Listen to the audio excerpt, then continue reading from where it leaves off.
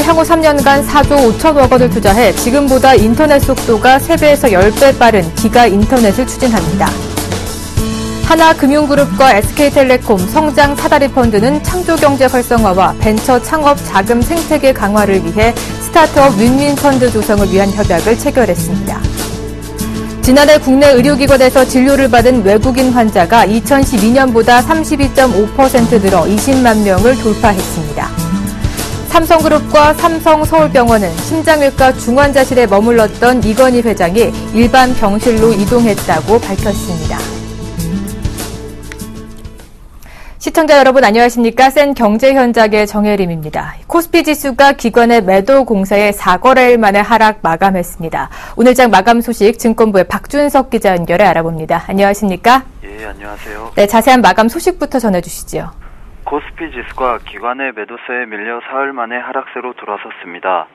오늘 코스피 지수는 전날보다 3.99포인트 하락한 2011.26포인트의 장을 마감했습니다.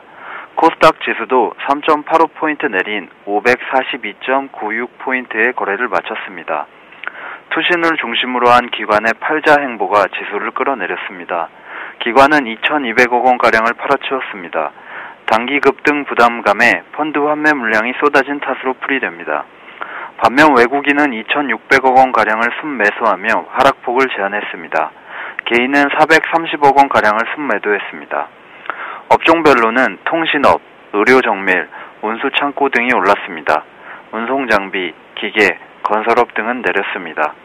시가총액 상위 종목 중에서는 삼성전자가 장중 소폭 상승세로 돌아서며 사흘 연속 강세 흐름을 이어갔습니다.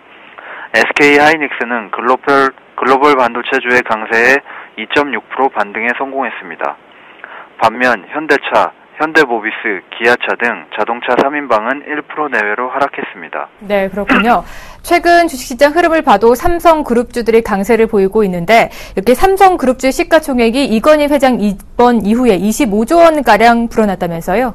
네, 이건희 삼성전자 회장의 입원 이후 삼성그룹 상장 계열사들의 시가총액이 25조 원가량 급증한 것으로 나타났습니다.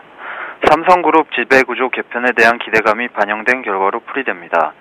20일 한국거래소에 따르면 삼성그룹 17개 상장 계열사의 시가총액은 333조 3,940억 원으로 집계됐습니다. 이는 이건희 회장 입원 전날인 지난 9일 308조 4,167억 원보다 무려 24조 9,773억 원 늘어난 수치입니다. 삼성전자, 삼성물산, 삼성생명 등 주력 계열사의 약진이 두드러졌습니다. 삼성전자 주가는 이 회장 입원 이후의 기간 동안 8.6%나 오르며 시가총액도 20조가량 불어났습니다. 삼성물산의 시가총액도 같은 기간 8천억 원가량 늘어났으며 삼성생명의 시가총액 역시 2조 4천억 원 증가했습니다. 전문가들은 이 회장 입원에 따른 지배구조 개편에 대한 기대감이 삼성그룹 상장 계열사의 주가를 끌어올리고 있다고 분석했습니다. 증권사의 한 연구원은 현재 국내 증시는 방향성을 결정할 만한 뚜렷한 모멘텀이 없는 상황이라며 이에 지배구조 개선이라는 다소 막연한 이슈가 부각되며 삼성그룹주가 전반적으로 힘을 얻고 있는 것 같다고 설명했습니다. 네, 그렇군요. 이 금융위기 이후에 채권금리가 강세를 보이고 있는 가운데 기업들이 만기 3년 초과의 장기 회사채 발행을 늘리고 있다면서요.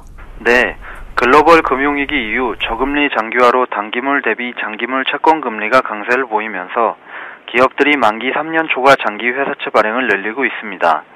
20일 금융투자업계와 한국투자증권에 따르면 지난 2009년 만기 3년 이하 단기 회사채 발행 금액은 약 33조 7천억 원에서 올해 5월 14일 현재 5조 8천억 원 수준으로 줄었습니다.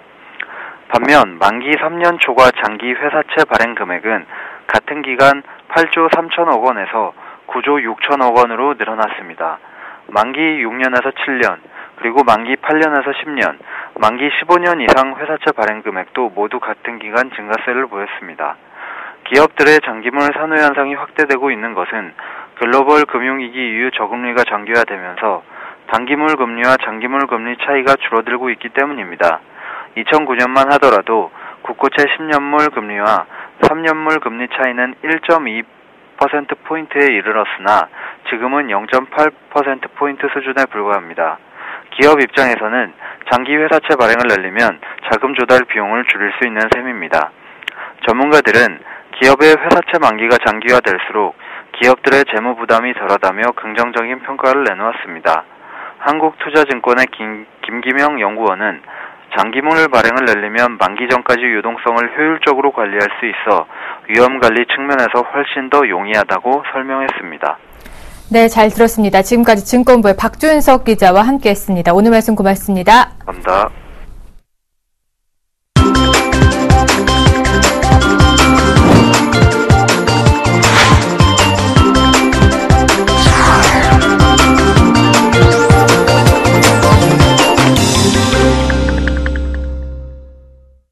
오늘의 주요 뉴스입니다.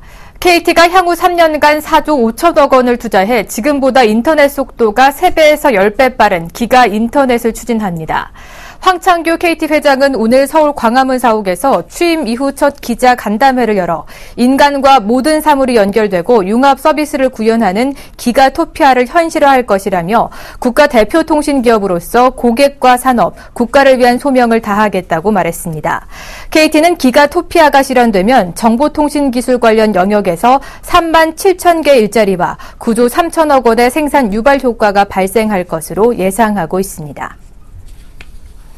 하나금융그룹과 SK텔레콤, 성장 사다리 펀드는 오늘 은행연합회 회의실에서 창조경제 활성화와 벤처 창업자금 생태계 강화를 위해 스타트업 윈윈 펀드 조성을 위한 협약을 체결했습니다. 하나금융과 SK텔레콤이 100억 원, 성장 사다리 펀드가 200억 원을 맡아 400억 원 규모의 공동펀드를 조성합니다. 하나금융 관계자는 공동펀드가 민간 금융회사와 대기업 및 금융당국이 공동으로 융합창조 패키지형 벤처 지원 모델을 구축하는 데 기여하게 될 것이라고 밝혔습니다. 지난해 국내 의료기관에서 진료를 받은 외국인 환자가 2012년보다 32.5% 늘어 20만 명을 돌파했습니다. 보건복지부는 2013년 외국인 환자 유치 실적을 조사한 결과 191개국에서 21만 1,218명의 외국인이 국내에서 의료 서비스를 받았다고 발표했습니다. 지난해 외국인 환자 진료 수입은 4천억 원에 육박했습니다. 외국인 환자 1인당 평균 진료비는 186만 원으로 내국인 1인당 연간 진료비인 2배에 달했습니다. 복지부 관계자는 외국인 환자 유치가 2009년 신성장 동력 사업으로 선정된 후 5년간 63만 명 이상의 외국인 환자가 한국에 방문해 지출한 진료비도 1조 원에 이른다고 강조했습니다. 삼성그룹 이건희 회장이 일반 병실로 옮겼습니다. 삼성그룹과 삼성서울병원은 심장외과 중환자실에 머물렀던 이건희 회장이 일반 병실로 이동했다고 밝혔습니다. 이 회장은 지난 10일에 급성 심근경색으로 인해 심장 시술을 받고 입원했습니다. 삼성서울병원은 당분간 진정제를 투여해 일정 기간 수명 상태에서 행하는 치료인 진정치료를 계속할 계획이라고 밝혔습니다. 지난달 새로 생긴 회사 수가 월간 단위로 역대 최고치를 기록했습니다. 한국은행에 따르면 지난 4월 한 달간 법원에 설립 등기를 한 신설법인은 7,226개로 3월에 7,195개보다 31개가 늘어 2달 연속 최고치를 경신했습니다. 진수원 한은금융시장부 과장은 베이비부머의 자영업 진출과 정부의 창업 지원 강화로 신설법인이 늘어나고 있다고 분석했습니다. 4월 부도 업체는 69개로 3월보다 4개 줄었습니다. 네, 뉴스 현장 바로 이어집니다. 6월부터 국내 자동차 시장에 본격적으로 신차가 출시될 예정이라고 하는데요. 이와 관련된 자세한 소식 산업부의 나윤석 기자 연결해 알아보도록 하겠습니다. 안녕하십니까? 네, 안녕하세요. 네. 이 다음 달부터 국내외 업체를 막론하고 SUV나 세단, 그리고 디젤 등 다양한 신차들이 이 소비자들을 유혹하기 위해서 준비를 했다면서요. 자세한 소식 전해주시죠. 네, 그렇습니다. 말씀하신 대로 우선 국내 완성차 업체들은 SUV와 중대형 세단, 또 디젤차 등을 앞서 시장 공략에 나설 재비를 하고 있습니다. 또 수입차 업계는 기존 인기차 중에 엔진 라인업을 확대하고 소형 SUV를 잇따라 출시하는 등 실용성 강화에도 나서고 있는데요. 올 하반기 가장 주목되는 신차는 국내 대표적인 미니밴인 기아 카니발의 3세대 신형 모델입니다. 1988년 1세대, 2006년 2세대 모델 이후 8년 만에 나오는 신모델인데요. 22일부터 전국 영업점에서 사전 계약에 들어갑니다. 내외관 디자인을 확 바꾸고 다양한 신기술을 접목시켰고 또 특히 실내 공간을 넓히고 공간 활용성을 높여서 최근 캠핑족들의 요구사항을 적극 반영한 것이 특징입니다. 8월에는 기아차의 신형 소렌토가 출시됩니다. 2002년 1세대, 2009년 2세대에 이은 3세대 모델인데요.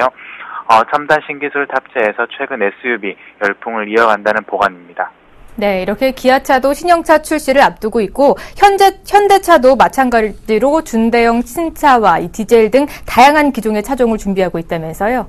네, 그렇습니다. 현대차는 이달 29일 개막하는 부산 모터쇼에서 준대형 세단 모델 최초로 디젤 엔진을 탑재한 그랜저를 공개합니다. 본격적인 판매는 6월부터이고요.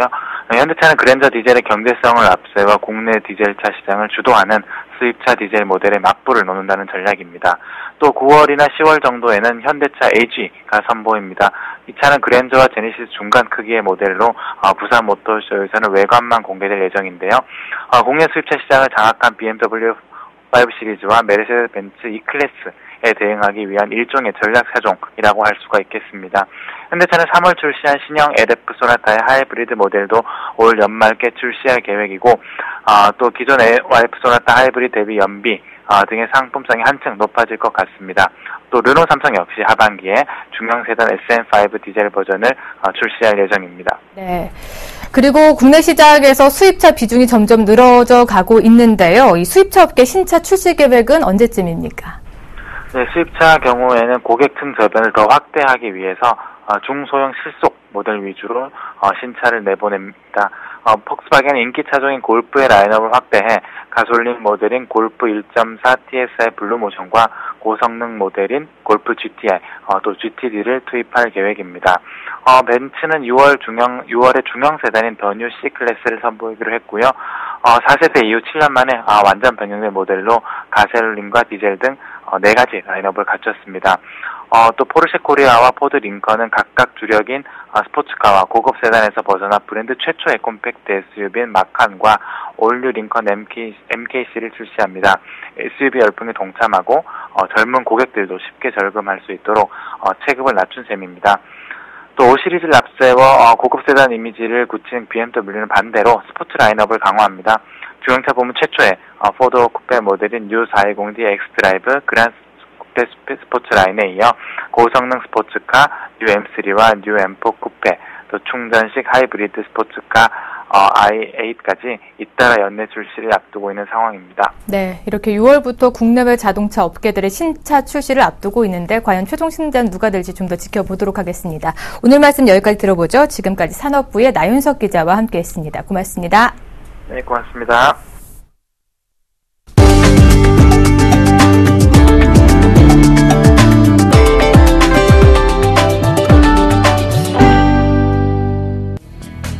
경제 5단체장은 국가안전 인프라 구축을 위해 국민성금 모금운동에 동참하기로 의견을 모았습니다. 박용만 대한상공회의소 회장, 허창수 전국경쟁연합회 회장, 한덕수 한국무역협회 회장, 김기문 중소기업중앙회 회장, 김영배 한국경영자총협회 회장 직무대행은 오늘 경제 5단체장 회의를 열어 세월호 같은 사고가 재발하지 않도록 국가안전 시스템이 재구축돼야 하며 경제계 차원의 역할을 다할 필요가 있다고 뜻을 모았습니다. 경제단체들은 안전경영 선포식, 노후 설비 등 안전시설 점검, 재난 대응 시스템 구축, 전문가 양성 사업 등을 벌일 계획입니다. 삼성전자가 미국 유력 이동통신 사업자인 AT&T로부터 2014년 통신 단말 부분 최고 제품 공급자상을 수상했습니다. AT&T는 매년 네트워크, 음성, 무선 분야 등 주요 공급업체 중 최우수 파트너사를 선정해 최고 제품 공급자상을 수여합니다. 삼성전자는 지난해부터 AT&T와의 긴밀한 공급망 관리 협업을 통해 제품을 적게 출시 공급해 재고 감축과 판매점 결품률 정상 유지 등에 크게 이바지한 것으로 평가받았습니다. 삼성전자 관계자는 국내 시장에서 고객 만족을 위한 혁신적인 제품과 서비스 제공을 위해 더욱 노력해 나갈 것이라고 강조했습니다. 포르쉐 코리아는 오늘 SUV 스포츠카 마칸 터보와 마칸 S를 공개했습니다. 마칸은 최대 가속력과 제동성, 엔진 파워, 민첩성과 최고의 조향 정밀성을 갖춘 스포츠카입니다. 마칸 터보는 400마력의 힘으로 시속 100km까지 4.8초가 걸리고 최고 속도는 시속 266km입니다. 마칸 S는 최대 340마력, 최고 속도 시속 254km의 기능을 갖췄습니다. 판매 가격은 마칸 S가 8,480만 원, 마칸 터보는 1억 740만 원입니다. GS건설이 아랍에미리트에서 14억 달러가 넘는 플랜트 공사를 따냈습니다. GS건설은 아랍에미리트 아부다비 국영석유공사 아드녹의 산하회사인 아드코가 발주한 루마이타 샤나엘 오일필드 원유처리 플랜트 3단계 확장 공사를 14억 4천만 달러에 수주했다고 밝혔습니다. GS건설은 올해 들어 쿠웨이트 클린 퓨얼 프로젝트, 이라크 카르발라 프로젝트, 알제리 카이스 복합 화력 발전 프로젝트 등을 잇따라 수주하는 등 해외 수주 100억 달러 목표를 추진하고 있습니다.